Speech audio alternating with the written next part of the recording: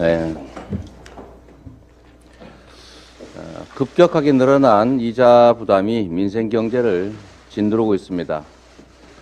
앞으로 일정 기간이 지나면 아마도 담보대출에 대한 국민 부담이 한계를 지나면서 아마 더 심각한 상황이 벌어질 가능성이 높습니다.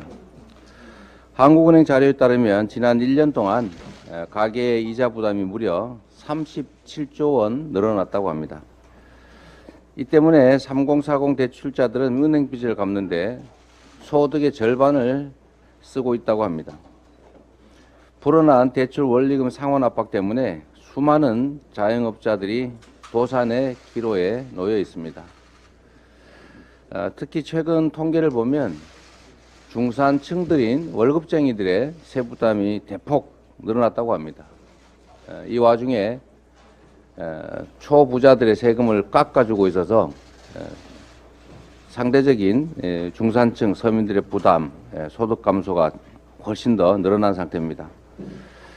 특히 이 중에 이자 문제가 심각합니다. 서민들은 이자 폭탄 때문에 등골이 부러질 지경입니다. 국민들을 상대로 손쉬운 이자 장사를 벌여온 시중은행들은 이와 반대로 역대급의 수익으로 성과급 파티를 벌이고 있습니다. 고금리의 부담은 고스란히 국민에게 전가되고 있고 그 과실은 소수의 금융기관들이 독점하고 있습니다.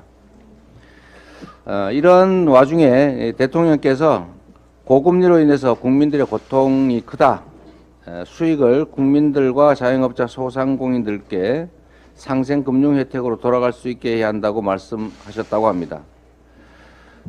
윤석열 대통령님의 인식과 대처 방안에 모두 동의합니다. 그동안 민주당은 은행의 공공성을 강조하면서 국민들께 부담을 전가하는 방식은 옳지 않다라는 점을 거듭 지적해 왔습니다. 그래서 정부와 금융기관이 1.5%씩 금리를 부담해서 자영업자들의 이자를 감면하는 내용을 저희가 30조 민생 프로젝트에 이미 포함시켜서 제시한 바가 있습니다. 이러한 문제에 대한 민주당과 정부의 인식, 특히 대통령의 인식이 동일하기 때문에 이 문제에 대한 대응도 쉽게 해낼 수 있다고 생각됩니다.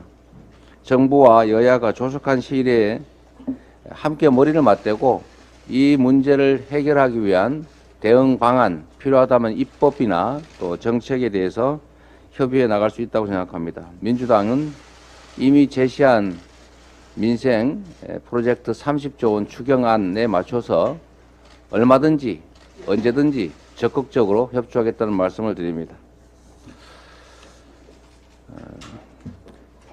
모든 국민은 법 앞에 평등합니다. 누구도 법 앞에서 특권을 누릴 수가 없습니다. 그것이 공정한 법치의 출발점입니다. 윤석열 정권 하에서 법 앞에 평등이 실종됐다는 지적들이 있습니다. 대통령의 가족과 검사 출신은 법 위에 군림하고 치외법권의 특권을 누린다는 불멸의 신성가족, 법치의 소도가 됐다는 그런 지적들이 있습니다. 힘없는 서민과 정적을 향해서는 한없이 잔혹한 검찰의 칼날이 특권 계급 앞에서는 종이 호랑입니다.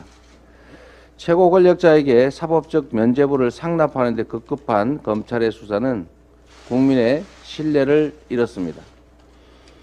윤석열 특권 정권의 선택적인 법치주의와 편파적 이중잣대를 끝낼 유일한 수단은 공정하고 중립적인 특검입니다. 특검을 통해서 수년간 이어지는 소모적 논쟁들을 이번 기회에 확실하게 정리해야 합니다.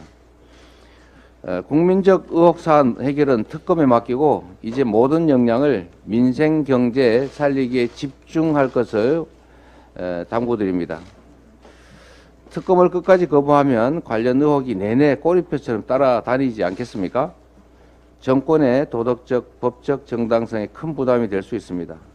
정권 스스로를 위해서도 특검이 필요하다라는 말씀을 드립니다. 이상입니다.